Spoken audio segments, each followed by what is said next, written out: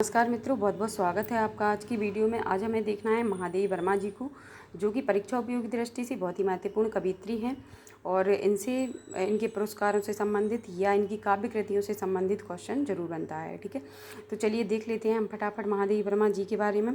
जन्म हुआ था 1907 में फर्रुखाबाद में, मृत्यु हुई थी 1987 में। ठीक है, अगर पूछा जाए कि फर्रुखाबाद का संबंध किस कवयित्री या लेखिका से है तो ये है आपकी महादेवी वर्मा जी से। ठीक है, इन्हें आधुनिक युग की मीरा कहा जाता है। महादेवी जी को क्या कहा जाता है? आधुनिक युग की मीरा कहा जाता है।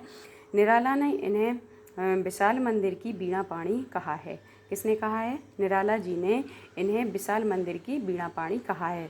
छायावाद के 4 स्तंभों में से ये एक मानी जाती हैं। छायावाद के 4 स्तंभ हैं ना, ठीक है, जैसे जयशंकर प्रसाद, सुलका त्रिपाठी निराला, सुमित्रानंदन पंत और महादेवी वर्मा। ये क्या है? छायावाद के 4 स्तंभ हैं, उनमें से एक कौन है? महादेवी वर्मा है। ठीक है, अब देख लेते हैं इनकी हम काव्य कृतियों को। सबसे पहले निहार 1930, रश्मि 1932, नीरजा 1935 और सांदगीत 1936। ये क्या है? इनकी काव्य कृतियाँ हैं या काव्य संग्रह भी कह सकते हैं। ठीक है, फिर देखते हैं इन चारों काव्य संग्रहों को यामा में संकलित किया गया। यामा कोई विशेष कृति नहीं है इनकी, इन चारों का संकलन ही क्या है? यामा है। ठीक है, किन चारों का? निहार, रश्मि, नीरजा और सांदगीत। क्वेश्चन कैसे बन जाएगा अगर टफ बनाएगा ज़्यादा तो बताइए इनमें से कौन सी कृति शामिल है या कौन सी कृति शामिल नहीं है यामा में। ठीक है, तो यामा में कौन कौन सी कृतियाँ शामिल हैं? निहार 1930, रश्मि 1932 और नीरजा 1935, सांदगीत 1936। इन चारों काव्य संग्रहों को यामा में क्या किया गया? संकलित किया गया है। ठीक है, नेक्स्ट इनकी कृति कौन सी है? विशाल दीपशिखा 1942, सप्तपर्णा 1960, यामा और अग्निरेखा। अब देखते हैं इनके रेखाचित्र संस्मरण। इनके क्वेश्चन आता है कि महादेवी जी का कौन सा संस्मरणात्मक रेखाचित्र है, तो इनको रेखाचित्र भी कहते हैं और संस्मरण भी कहते हैं। तो इनके जो संस्मरण या रेखाचित्र हैं वो कौन से हैं? अतीत के चलचित्र 1941 और ये स्मृति की रेखाएं 1943, पथ के साथी 1956, मेरा परिवार।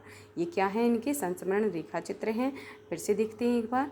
अतीत के चलचित्र 1941, स्मृति की रेखाएं 1943, पथ के साथी 1956 और मेरा परिवार। ठीक है, अब देखते हैं इनके निबंध या इन्हीं को क्या कहते हैं?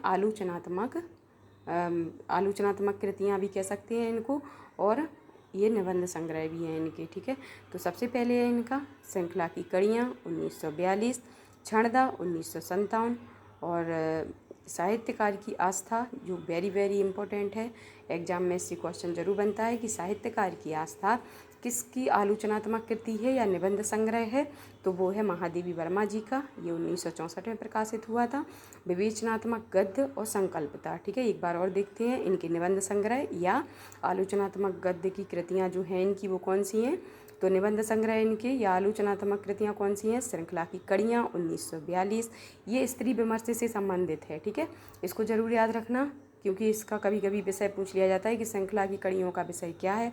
तो ये स्त्री विमर्श से संबंधित कृति महादेवी वर्मा जी की है और ये क्या है? इनका निबंध संग्रह है या इसको आलोचनात्मक कृति भी कह सकते हैं। श्रृंखला की कड़ियाँ 1942 जो कि स्त्री विमर्श से संबंधित है।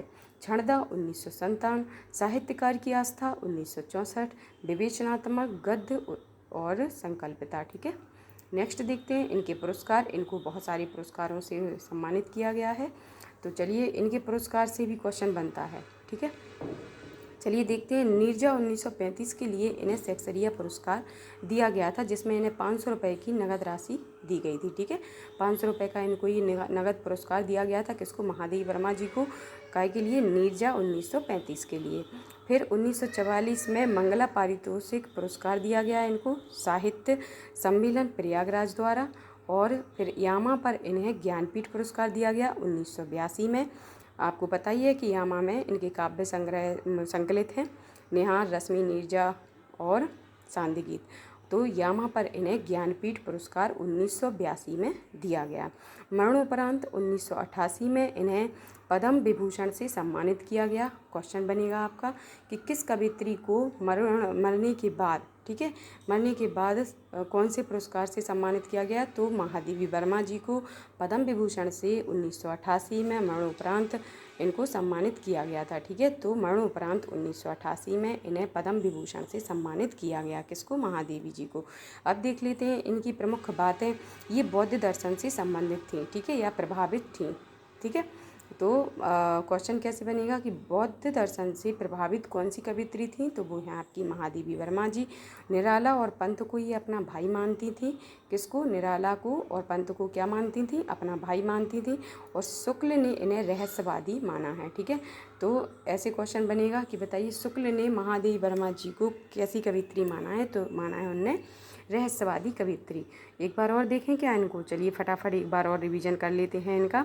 आधुनिक युग की मीरा महादेवी वर्मा और विशाल मंदिर की वीणा पाणी निराला ने कहा है। छायावाद के 4 स्तंभों में से एक मानी जाती है। इनकी काव्य कृतियाँ हैं निहाल, रश्मि, नीरजा, सांध्य गीत और यामा इनकी काव्य कृतियों का संकलन है।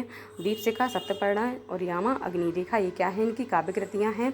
और रेखा चित्र संस्मरण कौन से हैं? अतीत के चलचित्र, स्मृति की रेखाएं, पथ के साथी, मेरा परिवार। और निबंध संग्रह इनके कौन कौन से हैं? श्रृंखला की कड़ियाँ, क्षणदा और साहित्यकार की आस्था, विवेचनात्मक गद्य, संकल्पिता ये क्या है इनकी? निबंध संग्रह। पुरस्कार नीरजा के लिए शेक्सपियर पुरस्कार दिया गया 1944 में। मंगला पारितोषिक पुरस्कार दिया गया। यामा पर ज्ञानपीठ पुरस्कार 1982 में दिया गया। मरणोपरांत पद्म विभूषण से सम्मानित किया गया 1988 में। मुख्य बातें बौद्ध दर्शन से प्रभावित हैं और निराला और पंत को भाई मानती थी और शुक्ल जी इन्हें रहस्यवादी कवित्री मानते हैं। तो आई होप आपको कुछ तो याद हुआ होगा इस वीडियो से। अगर आपको कुछ भी अच्छा लगा है इस वीडियो में तो प्लीज़ वीडियो को लाइक शेयर सब्सक्राइब जरूर करना। अब मिलते हैं अपन नेक्स्ट वीडियो में, ठीक है। ओके।